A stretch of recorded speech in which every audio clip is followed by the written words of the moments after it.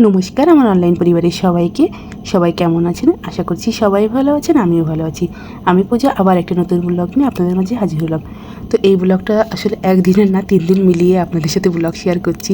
কী অধঃপতন হয়েছে বলেন আমার। যাই হোক, আপনারা একটু বেশি করে একটু সাপোর্ট করবেন প্লিজ, তাহলে আমার একটু আগ্রহটা বাড়বে। যাই হোক, তো একাদশীর দিনের ব্লগ এটা। প্রথমে তো ওই যে সবজি বানাচ্ছিলাম, বানাতে আপনার দাদা আবার দোকানে চলে যাবে, এই কারণে হচ্ছে তাকে একটু সাবু মাখিয়ে দিচ্ছিলাম। আর এইভাবে সাবুটা মাখিয়ে দিয়েছিলাম বলে সে না অনেক পছন্দ করেছে। তো আপনারাও বাসায় ট্রাই করতে পারেন, এইভাবে সাবুটা মাখিয়ে খেলে আসলে ভালো লাগে, অনেকটা এনার্জি পাওয়া যায় সারাদিন।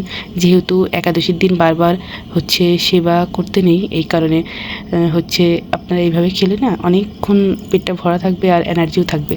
যাই হোক, তো একাদশীর দিনই আমরা চলে গিয়েছিলাম চিরদিন দাদাদের বাড়িতে। আপনার দাদার বন্ধু ছিল, এখন তো আর এক সম্পর্ক হয়ে গিয়েছে। কারণ হচ্ছে মা, মানে আমার শাশুড়ি মাকে পৈতে মা বানিয়েছে। এই যে চিরঞ্জিত দাদারা 4 ভাই একসাথে পৈতা নিয়েছে, তো 4 জনকে মা বানিয়েছে। তার ভিতরে আমার শাশুড়ি মাকে চিরঞ্জিত দাদা মা বানিয়েছে। তো যাই হোক, মা ডেকেছে। এই যে কাকিরা বসে, এখানে সবাই আমরা বসে একসাথে অনুষ্ঠান দেখছিলাম। এই অনুষ্ঠানটা অনেক আগে থেকেই শুরু হয়েছে, 2-3 দিন আগে থেকেই আসলে অনুষ্ঠানটা চলছে। বিয়ের মতো করেই সবটা অনুষ্ঠান হয়, আইবুড়ো ভাত হয়, গায়ে হলুদ হয়, তারপরে অনেক কিছু, মানে পুরো বিয়ের মতনই হয়। তো তারপরে এই যে অনুষ্ঠানটা চলছিল, আর মাঝখানে হচ্ছে ভিক্ষা নিতে হয়, এরকম একটা নিয়ম আছে। তো এই যে যারা মা হয়েছে বা নিজের মা, তারা সবাই মিলে ভিক্ষা দিবে আর কি।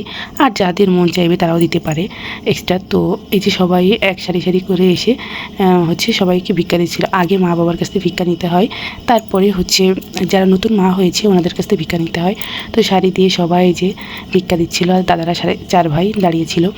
তো আমিও লাস্টে মা বললো যে তুমিও কিছু দিয়ে আসো, তো আমিও কিছু দিব আর কি। তো এই যে দেখুন, একে সারিতে কী সুন্দর লাগছে, তাই না? অনুষ্ঠানটা ভীষণ সুন্দর। প্রথমে তো আমরা যেতে চাইছিলাম না, যে আজকে কোনো হচ্ছে মার কোনো নিয়ম করতে হবে না, এই কারণে একাদশী ছিল। তো পরে বললো যে না, আছে কিছু নিয়ম, তো আসতে হবে। এই জন্যই আমরা চলে গিয়েছিলাম দাদাদের বাড়িতে। এই যে এবার হচ্ছে যাদের মা বানিয়েছে তারা এক করে হচ্ছে ভিক্ষা দিচ্ছে। এই যে মাও চলে এসছে। ভিক্ষায় চাল, আলু, তারপরে ফল, পৈতা এইসব আর কি দিতে হয়, নিয়ম আছে। তো সবাই যে দেখুন, অনেক মজা করেছিলাম, দিনটা অনেক ভালোই কেটেছে, ভালো লাগছিল ভীষণ, জানেন তো। আর নতুন দেখছি যে এই অনুষ্ঠানটা, এই জন্য বেশি আগ্রহ ছিল, আর অনেকই ভালো লেগেছে পুরো প্রসেসিংটা। আর দেখুন কী সুন্দর করে সবাই সারিবদ্ধ হয়ে ভিক্ষা দিচ্ছিল, ভালোই লাগছিল, আর সবাই দাঁড়িয়ে ছিল।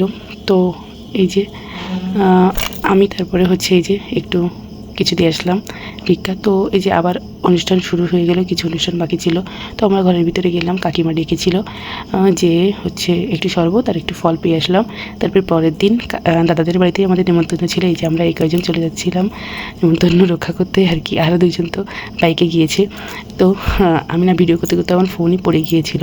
তারপরে না খেতে বসে এইসব আর ভিডিও করা হয়নি, তো আমরা আবার চলে এসেছিলাম। তারপরে পরের দিন সকালে, মানে আজকে সকালে মঙ্গলবারে হচ্ছে এই যে দেখুন রান্নাঘরের কী অবস্থা, মানে ভীষণ শোচনীয় অবস্থা। একপাশে নিরামিষ বাসন, একপাশে আমিষ বাসন, মানে সব একাকার হয়ে গিয়েছে। তো এই যে সব পরিষ্কার করে মেজে ধুয়ে পরিষ্কার করে ফেললাম। আর আজকে আমি উপোস ছিলাম, কারণ মানসা ছিল আমার বাবুর জন্য, আমি মানসা করেছিলাম মা মনসার কাছে। বাবু অসুস্থ হয়েছিল, তাই একটু সেই পূজা দিলাম। আমাদের পাশেই দিদাদের বাড়ি, ওই দিদি পুজোটা দিয়ে দিয়েছে, ওনাদের মন্দির আর কি। তো তারপরে এই যে পুজোতে হচ্ছে দিদিদের বাড়িতে আমাকে খেতে বলেছিল।